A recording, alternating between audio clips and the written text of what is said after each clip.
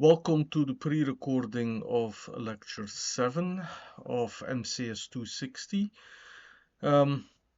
We are in the second week of the 8-week summer course in the first part of our fourth session. So in the first part, I will try to rehash some of the terminology and make it a little bit more specific towards what we need to know as Python programmers. We distinguish between volatile and persistent software, the way persistent storage. The way storage gets stored is important. Everything in Python has a type. Whether we store things as a list or as a dictionary makes an important difference. We will introduce dictionaries today and also DBM files. Working with a dictionary and working with a DBM file is very, very similar. Okay, files. Files contain data. Data, you may think of data as just numbers, but on a computer also programs are data.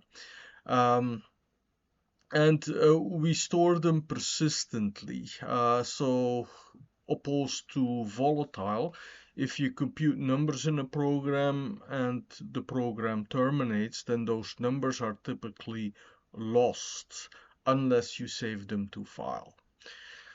Another distinction between storage and memory is that storage is typically of one magnitude larger. So it's not so uncommon to have disks that have terabyte capacity, whereas memory main memory is still typically expressed in gigabytes. There are tapes and there are disks. The main importance is that disks are sequential. Disks allow for direct access, while tapes are sequential. So tapes, one does not see those tapes that often, but they can still be used for backup. The same for laser discs. Everything is actually here in the slides split it in two. So when we think about technologies, we can think about magnetic surfaces or optical disc media. So there are read-only CD-ROMs and DVDs, good to persistently store the backup. Once a year you could burn a CD-ROM with your essential data, your results of the year. Capacity is not so much of a problem anymore, but sometimes it's still useful to compress data. If you want to save it permanently, or even if you want to send it over a network, it will go faster if it is smaller. Here are the units. So I mentioned the units in the previous lecture, but then didn't give definition. Everything is binary in a computer, so we express not so much the data in bits, although you may see net speeds often still referred to at gigabit. But typically, as far as storage goes and also memory, we have the capacity of a memory or mass storage expressed in bytes. Millions for mega, billions for giga, trillions for tera. The same mega, giga, tera apply to the cycles per second. So for CPUs, we typically stop at gigahertz. For graphics processing units, especially the high-end ones, we already work with tera. But then we express it with flops, floating point operations per second. Okay, mass storage is stored on a disk. So a disk is like a pizza disk. But typically on, say, a larger mainframe, it would consist of several platters. And there are tracks, sectors, and cylinders on this. Buffering is important. So when we work with Jupyter notebooks, there is the automatic checkpointing. Periodically, the Jupyter notebook is saved, but only after certain amounts of time. Also, if you make a file, then often you will only see the file appear in its entirety on disk once it is closed. So one can force the flushing of buffers, but it's very important to keep in mind that when you write to disk, it may be buffered. In accessing a disk, there is the search time or the seek time needed to locate an element. There is the latency time, so the disk is spinning and you have to wait till once the item is located, you have to wait for the sector where it is located to pass under the head. And then there is the transfer time. So, and that depends on the size of the data that you want to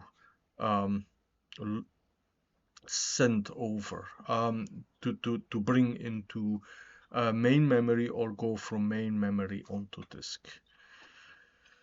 These times are often also similar terminology is often also used for the network.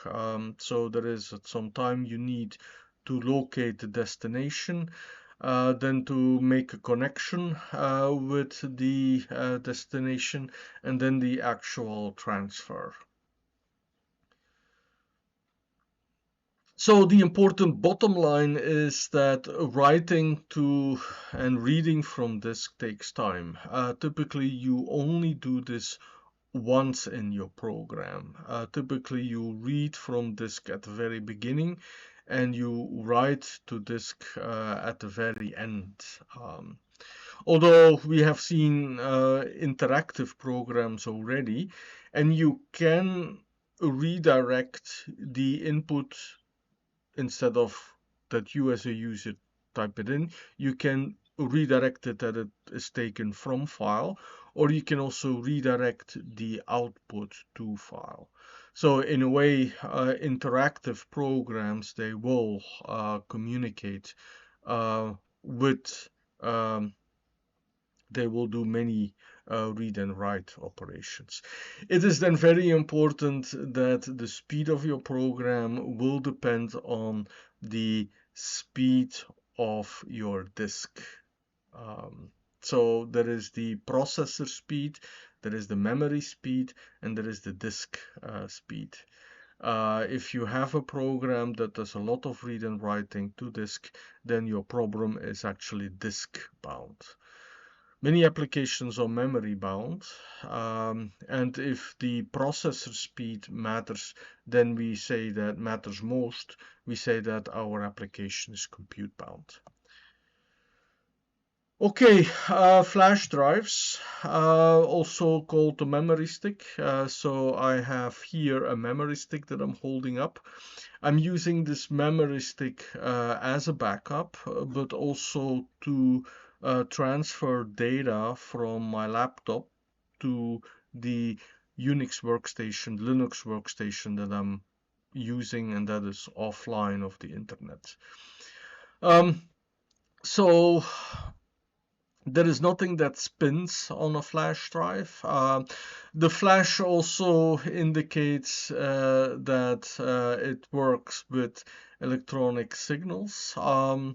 It is typically flash also could remain that it could be faster than optical disk, but even though you can write to the drive, I think if it's an external drive, I do not think that it will be faster. And I didn't check it, but you may. I'm almost sure that it will be because it's a peripheral, that it will be a lot slower than writing to your built-in disk. Um, my memory disk, my flash drive is already quite old, and there are only a limited number of write and erase cycles that it can sustain.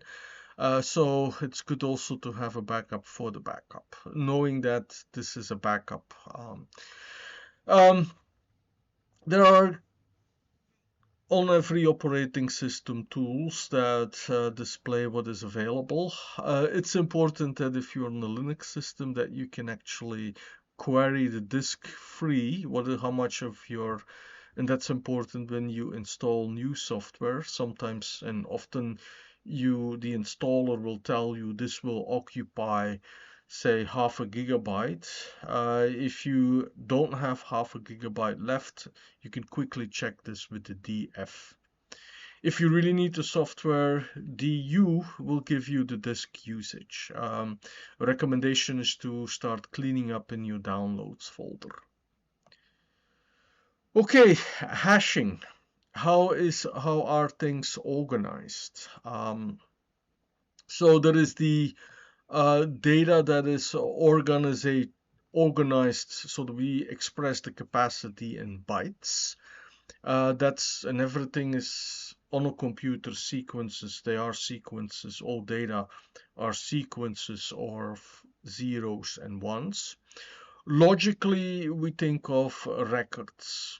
And here actually a record corresponds a little bit to the tuple in Python.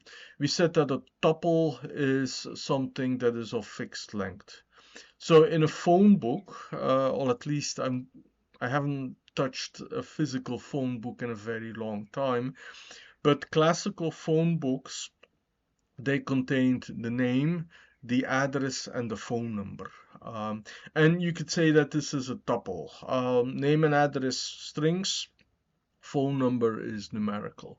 Although, again, as we will see with DBM files, everything is stored as sequences of bytes.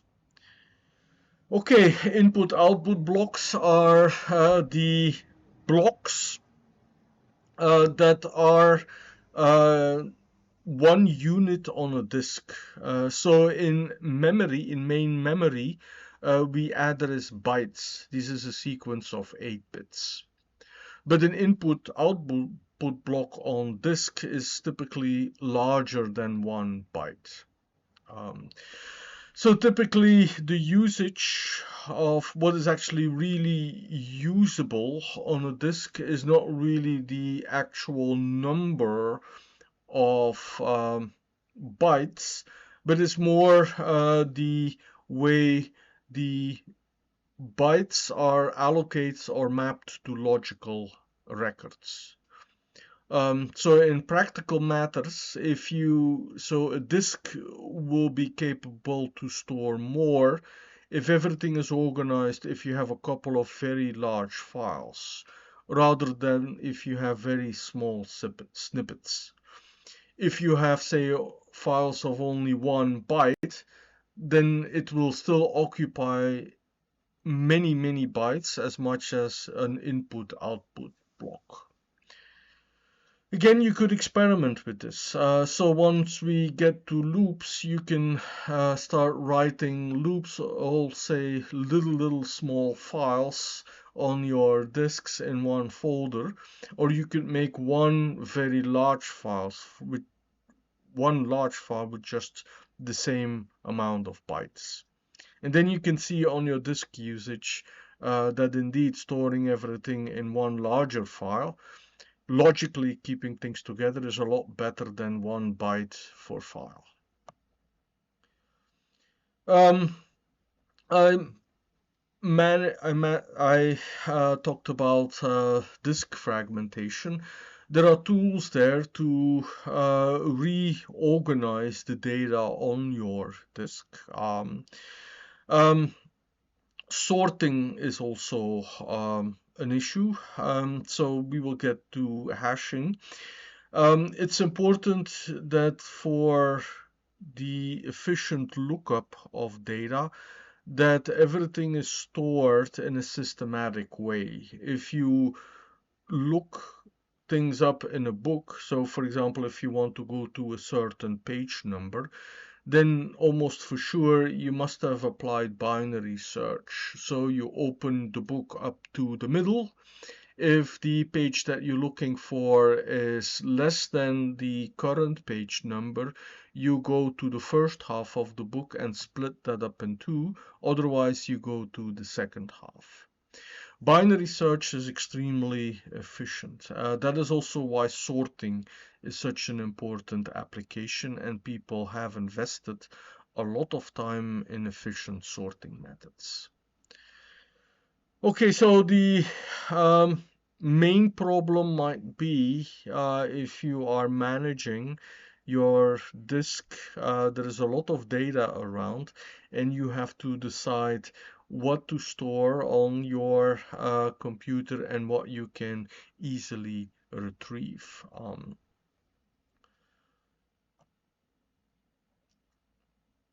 Okay, hashing.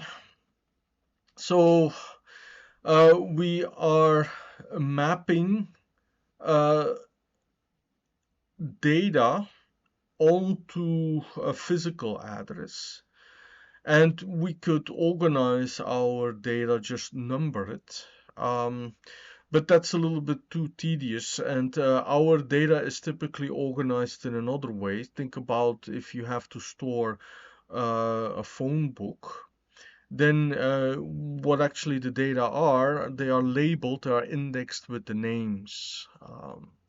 And you want to map the names into numbers.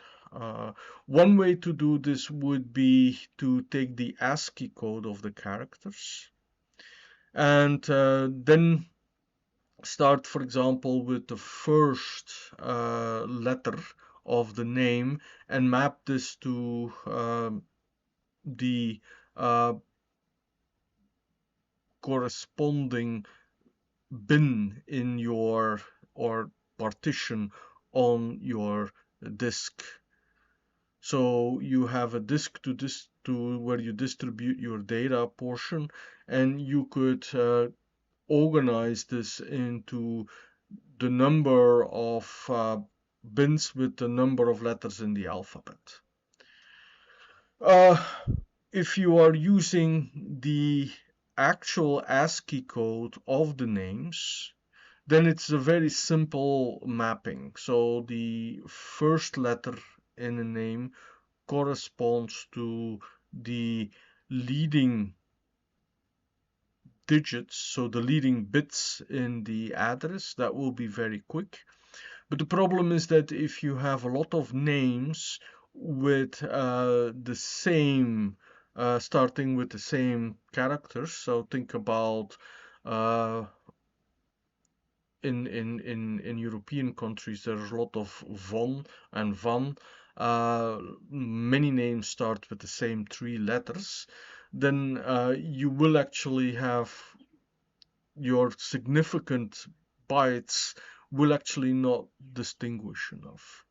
So often there are different hashing functions that are applied to map logical key values, such as a name, that map it to a number. And that number is then mapped onto a physical location. Okay, we will see keys again when we look into dictionaries. So dictionaries are a high-level representation of data. So perhaps we could look first at the example. So you could think of storing the sales, so sale numbers for during the summer months. I left off July here, so you could insert July into this. If you notice the syntax, so you have the curly braces. So logically, as a programmer, you see this as a set. So it's an unordered set of keys and values, so pairs of keys and values. So this is another instance where tuples come in. So we've seen lists and tuples in the previous lectures. Dictionary are kind of a more advanced data structure. More advanced in the sense of application flexibility. Um, so we can do a lot with lists and tuples, but there actually the indexed must be a number, and we always start from 0. So that's also a problem. So often we may not want to start from 0, and also our data that we represent, it will be uh, a key as an index, not a so it will be a string as an index, not a number. If we think about again a telephone directory.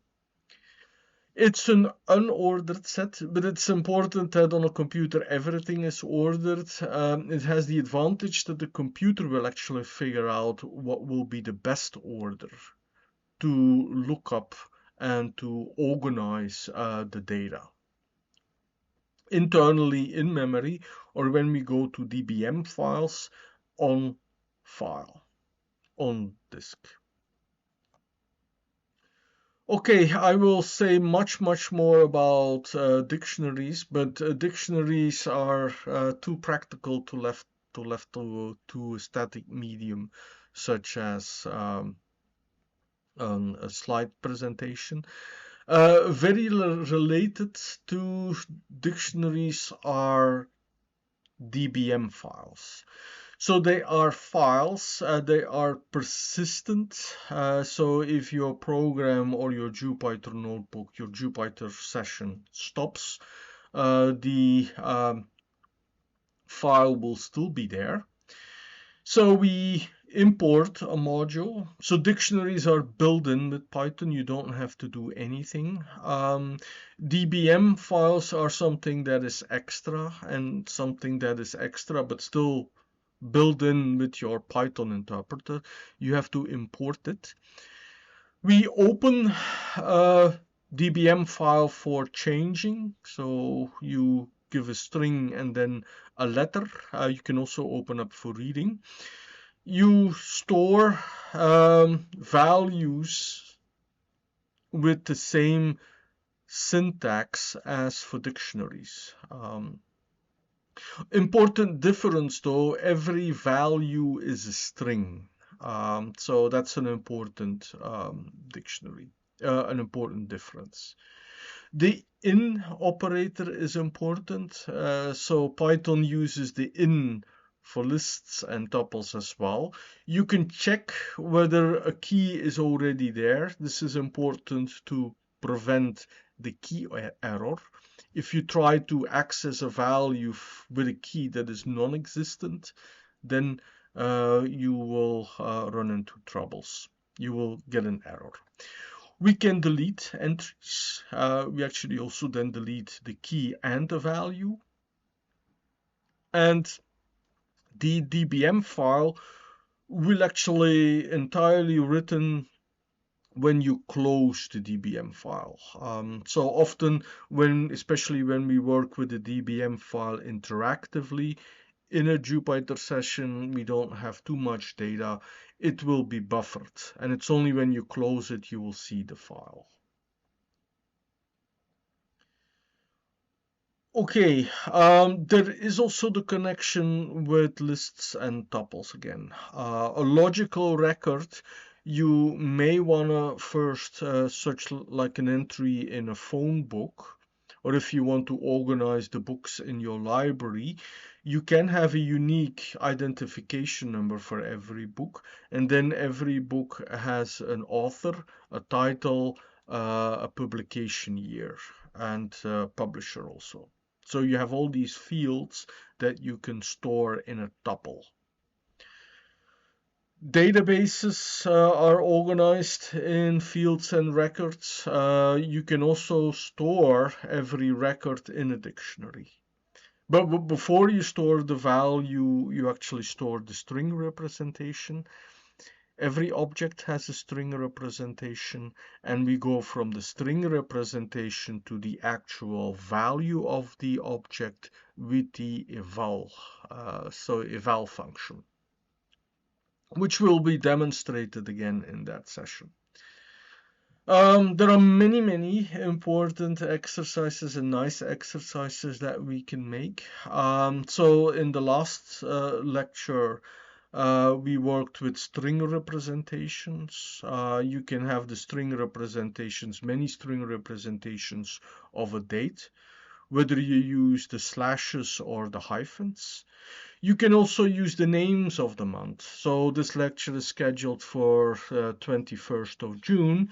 You can convert that date into a numerical format where you use the dictionary for the months. June corresponds to the month 6, where the keys are the names of the months, the values are the numerical values for every month. So June is the 6th month in the year. We also introduced formatting strings, and what I skipped over then was how can you insert zeros. So if you want to display 6 as 06, you could do a test whether the number is less than 10 or not, and we will see how to do this. But actually it's a lot better, or you could work with another dictionary. So you could work with the string representations. If every problem, if all you have is a hammer, then every problem is a nail. So you could solve it with dictionaries. But we've introduced formatting strings. So formatting strings can be used to display integers also in the fixed format with 0 numbers after the dot, but then also with inserting a 0 and 2 decimal places. I'm dwelling probably a little bit too long on this, but this is something extra for this exercise. Experiment with this. So this could be useful in other settings. I will be going to Italy at the end of the summer, so for me a nerdy way to brush up my Italian a little bit is to make simple quizzes. So how do the Italians talk about their numbers? So 0, 1, 2, 3. You could make a simple quiz that prompts the user how do you say that number in Italian, or what is due in Italian, and then the user has to type in the answer and you can give some feedback. That's a playful way of learning, memorizing data, but also for us in this computer literacy course, a good way to practice our programming skills. There is rule-based programming. So if you use a computer algebra system, how does it know all the derivation rules? Well, with lookup tables. Here, this is the anti-derivation rules. The prerequisite for this course is calculus. Money exchanges. Also, you could have a quiz for the capitals. Do you know the capital of Minnesota, for example? And other trivia quizzes can be made by this. All right. I have actually too much to demonstrate to do this in an interactive session. I will try to do this during the actual lecture, kind of to emphasize what is really important. Here is our example for the sales. So we use the curly braces. So you would make up a dictionary to store the names of the months, for example, with the actual values, but you could here in this example, store any numbers corresponding to the names of the month. Indexing happens with the square brackets. In some sense, that's a very consistent usage between lists and tuples and dictionaries. So you could say that dictionaries are more advanced, more flexible, lists and tuples. So if there is one data structure that you really should know in Python, then that is the dictionary. We see it after lists and tuples because it's more advanced. So here you can go from a dictionary to a list, actually to two lists. So you can query from a dictionary the lists and the keys and the values. So that means that logically you could be uncomfortable with this. So you could say, well, June, August, September, that is an order in the keys. I want to see the order. Well, you can by asking for the keys. So keys is a method on the object sales, which is an instance of a dictionary. So this is terminology that is proper for an object-oriented language in Python. So do help dict. Dict is the type of the top of the dictionary. And something that I could have introduced, so you can go from a dictionary into a list, and we've seen that any list you can convert into a tuple. So here you see how I make lists of the keys, a list of the values, but you can also make dictionaries from lists of keys, lists of values. Why you may want to do this? Well, you may want to flip the types of the values and the keys. So we have for the months, you have the name of the month and then the position of the month in the year. You may want to use it differently. You may want to have the year, say 6 is the key, and then the corresponding value is the string representation of June. So if you want to turn a numerical value of a month, of a date, turn it into a more readable format with the name of the month in there. So this is how you would flip the keys and the values in a dictionary. We can make tuples by zipping lists. So zipping, it's like a zipper in a piece of code if you want to zip your code. The argument of a zip is the R2 list. So this is a zip object. We have all the tuples k and v. So this is another list comprehension here, statement 10. I make the list kv by selecting all the keys from the list k and all the corresponding values from the list of values.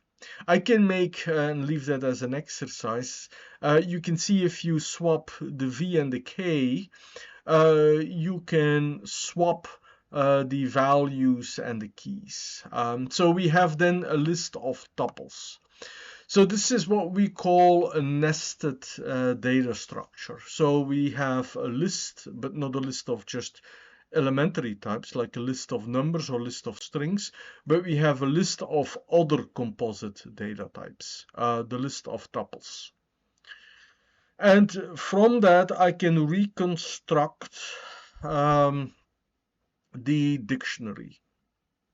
So going from a dictionary, we can downgrade to list of values and list of keys, but we can upgrade again back to a dictionary with the dict. Dict is the name of the type. We convert the list of tuples into a dictionary. In the terminology of object-oriented languages, this is what you call a constructor. We construct an object.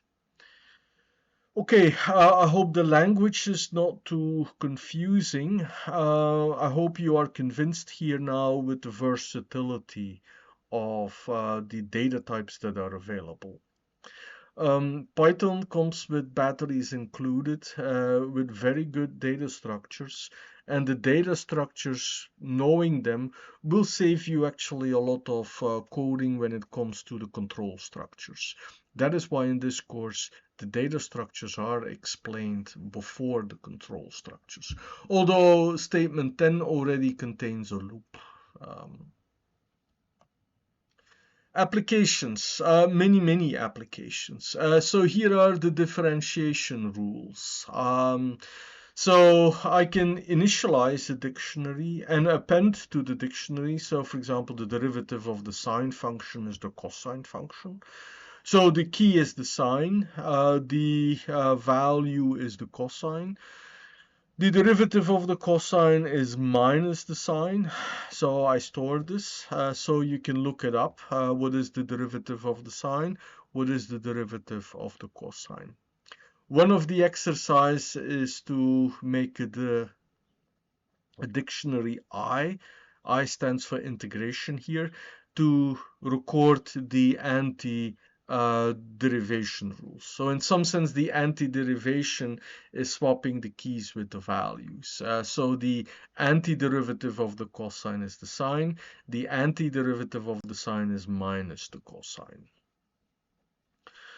Mileage tables. So suppose you want to plan for a road trip. So it's, well, don't do it now. We are in an 8-week summer, although this course can be taken asynchronously. So everywhere, you can take this trip everywhere, also on the road. Here is some useful information in planning a trip. You can record all the distances from a certain location, a certain city, to several other cities. So the values are the distances in miles, so these are the numbers. The keys are the names of the cities. So you can check, you can look up then very quickly the distance from Chicago to Miami. What this is in miles. So you can make nested dictionaries. So dictionary of distances. It's a dictionary of distances. So to type this in properly as a table, I'm using here the continuation symbol. So the backslash counts as a new line. So I'm telling in this code block 22, everything should be considered of one line. This also prevents when I'm typing this in that it's going to format it in a way where it's no longer showing the symmetry. So you should have that the distance between Chicago to LA is the same as LA to Chicago. That's the second application. Frequency tables. That's one of the typical application. So for example, if we do text analysis, you may want to count the number of occurrences of a word in a text. Or if you are having a list of numbers, how many times does a given number occur in the list? So the last application, or actually the fourth application, will be a trivia quiz. To make this quiz interesting, we don't want to see each time the same question, so we will import some randomness, introduce some randomness. So random numbers actually do not exist on a computer, but there are so many numbers out there, and the computer has weighed things out that to us it actually looks random. So random module is extremely important for simulations. So if ever you take a course in statistics, so you will be using random numbers. How good is the random number generator? So let's make a list of 10 random bits. So this corresponds to flipping a coin, heads or tail. We have 10 bits, and if we want to check in whether our random number generator is fair, so if we flip a coin, is it a fair coin? You see the sequence of zeros is different as it appears in the sequence of um, zeros and ones, but on average, and here it turned out to be not exactly split, so we would expect 5 zeros, 5 ones, but it turns out to be 4 zeros, 6 ones. 10 is rather limited. As an experiment, so do this, generate 1,000 numbers or even a million numbers. So it's also a test on how good your computer is in storing the dictionaries. So if you make a million numbers, you would see roughly 500,000 on the 0 and 500,000 on the one side. Excuse me. Okay, lists uh, are data structures that come with methods on them. So count is counting the number of times value occurs in the list. You can also do this on dictionaries, by the way, if you convert. Perhaps you may not have to convert, but if the operation is not available for dictionaries, you could convert your values into a list and then apply the count method to it.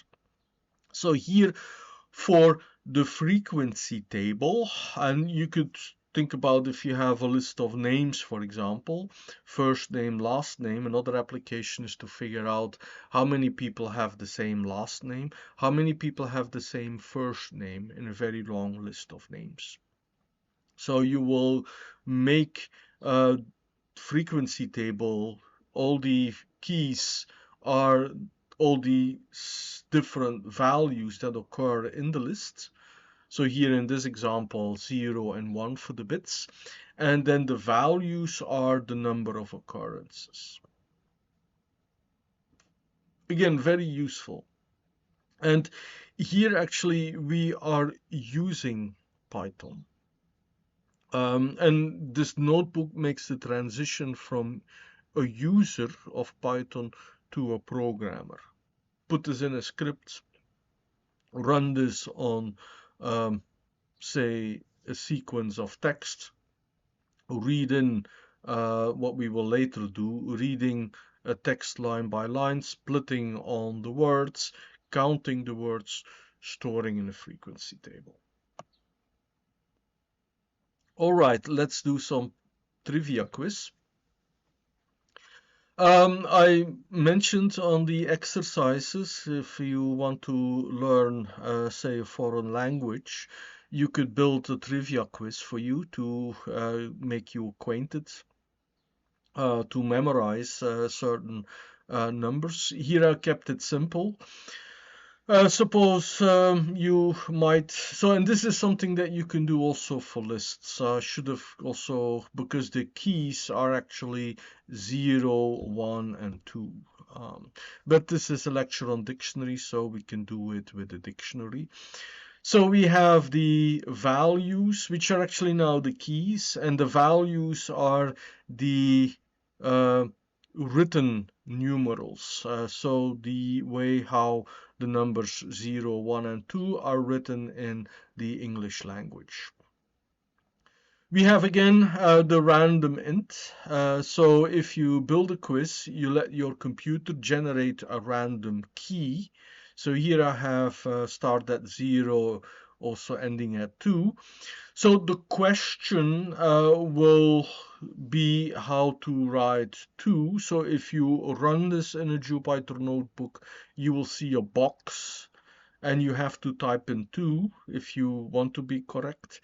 But if you want to type in anything, if it's not 2, the feedback will be false. So you see, with these statements, so how many are there? 1, 2, 3, 4, 5, 6 statements. Put them into a Python script and you have actually a quiz. So you have a game that you can play. Each time when you run your script, the computer will pick another random number. You will see a different question, although there might not be too much variation with 3 elements in your dictionary. And you will get feedback, true or false. Okay, I will end with DBM files. So DBM files store data in a structured manner. And if you know how to work with dictionaries, you know how to work with DBM files. So we will learn, we will see in this course how to work with plain text files. DBM files are kind of an extra layer. It's kind of a database that comes with Python. Here is an application. Suppose you do measurements. Again, in a program, you have a sensor that measures temperature or measures whatever you want to measure, and you have the current time. So there is the module time that returns a timestamp. So every time when you execute it, so I do this recording, or I prepared for this recording on Monday, 19 June. So it will give you a string that you can use as the index. So whatever is hashable, whatever can be compared, can be used as an index key. And actually everything that you can think of can be represented as a string. So in some sense, anything can be hashed. Except that you may have the same times. So if you run this Jupyter notebook as I did, the time granularity is only measuring seconds. So the two statements 41 and 42 are executed within the second of each other. So, and I overwrite the value 23. There's not much you need to know about DBM files, except that, and I also made this mistake when I prepared this, is that all values have to be strings. If you close the file, perhaps let me demonstrate this. If you close the file, you will see here you have the measurements sitting in here. So measurements, there are 3 files. There is a .bak backup file, there is a dir file, and then there is a dat file, a data file. So in some sense, it's a little bit inefficient, especially if you remember that I talked about fragmentation. But it's a layer. It's a layer between actual data files, text files, or actually binary files, if you liked, and the plain and the logical information, the logical string information.